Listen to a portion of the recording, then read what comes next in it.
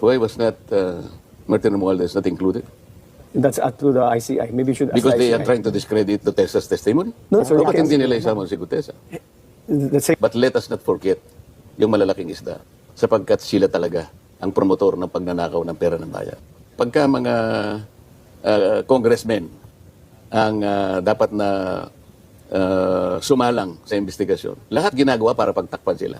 I will start with the 17 initial congressmen identified by the Discayas.